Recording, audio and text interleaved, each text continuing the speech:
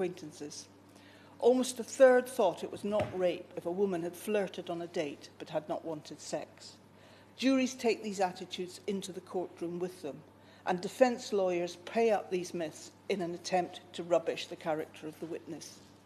Dr Dominic Willmott, an academic at Huddersfield University, conducted a study in 2017 in which he replicated genuine trial environments to assess how attitudes and backgrounds impacted on juries. The juries found that nearly half of jurors in rape cases came to a verdict before deliberation, indicating a predictive relationship between juror demographics, personal experience and psychological makeup, impacting upon verdicts. Dr Wilmott said the research demonstrated that for all the best efforts of the courts, juries are not necessarily offering a fair and impartial assessment of the evidence, particularly within rape cases. Past experience play a huge role in shaping the person you are and invariably affects your view of society. As well as the importance of demographic features of the jurors, attitudes towards rape were found to be the strongest predictor of high numbers of not guilty verdicts.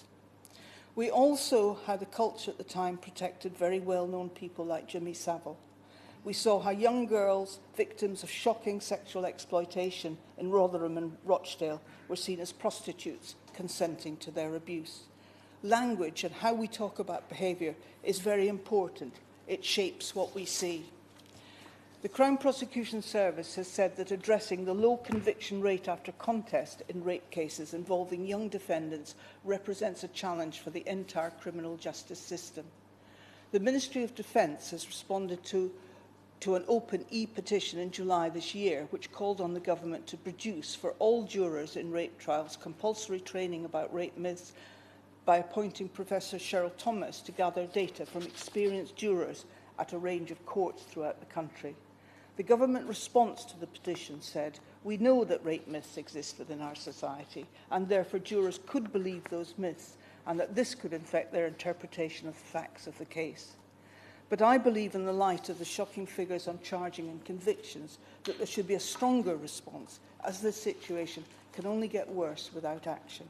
And I would like to see an urgent independent inquiry which would include some controversial areas, such as a review into the use of juries in rape cases, jury vetting, specialist rape courts, current law, judicial directions, examination of falling number of rape charges by the CPS, low conviction rates for rape, especially date and acquaintance rape, the role of expert witnesses in rape cases, pre-recorded cross-examination and sexual history evidence rules.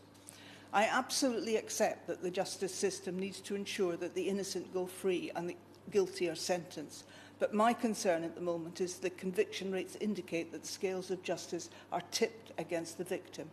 The most common cause of unsuccessful prosecutions in rape cases is jury acquittal.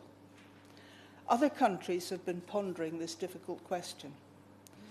The Law Commission in New Zealand published a report in December 2015 which concluded that the nature of sexual violence is such that as a form of criminal offending, it is not well suited to fact-finding by a jury comprised of 12 laypersons.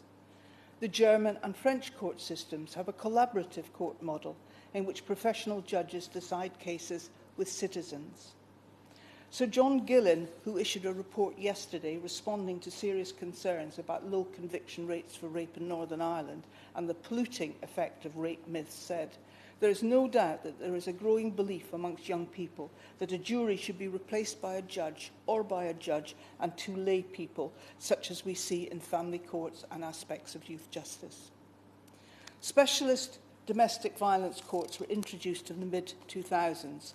At that time, there was a prevailing view that it was the woman's own fault if she did not leave an abusive husband. New specialist sexual violence courts could draw on experience from those courts in using specially trained staff, ensuring speedy access to victim support services, and ensuring that the court is physically safe space for the victim, for example, separate entrances and special measures for giving evidence.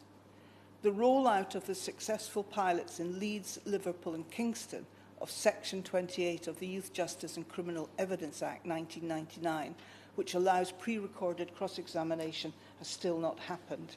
The pilots involving vulnerable child witnesses were evaluated as being very successful in improving the quality of cross-examination and stopping some of the bullying attacks on witnesses' characters. I hope the Minister can today give positive views on when the rollout will finally happen and consider offering this to victims whose access to a fair trial might be compromised by rape myths. There is also controversy around the extent of personal records and data being requested from rape complainants before going ahead with their cases. The nature and extent of information requested from complainants varies widely across police forces, and there is concern that this intensive examination of the complainants' communication and behaviour to establish their credibility is too often a proxy for rape myths and discriminatory assumptions. The new Director of Prosecutions directed this issue in his first major speech when he said that rape complainants must have their personal privacy, including mobile phone records, protected. Dr Willmott has called for the vetting of juries for preconceived bias. He argues that although judges can tell jurors to disregard certain things, that does not make any difference. He said, "Our study highlights that even before the case has begun, jurors' psychosocial makeup predisposes them towards particular verdict decisions, making a vetting system for juries increasingly important. By implementing such a system, we can reduce existing bias from juries, which should result in a greater number of fairer outcomes." There have been some calls for experts to be able to give evidence about rape myths. There is a case for updating judicial directions to take into account the impact of social media and how that can feed into rape myths, another issue taken up by Sir John Gillen. The impact of rape myths on juries was raised by Baroness Stern in her 2010 review.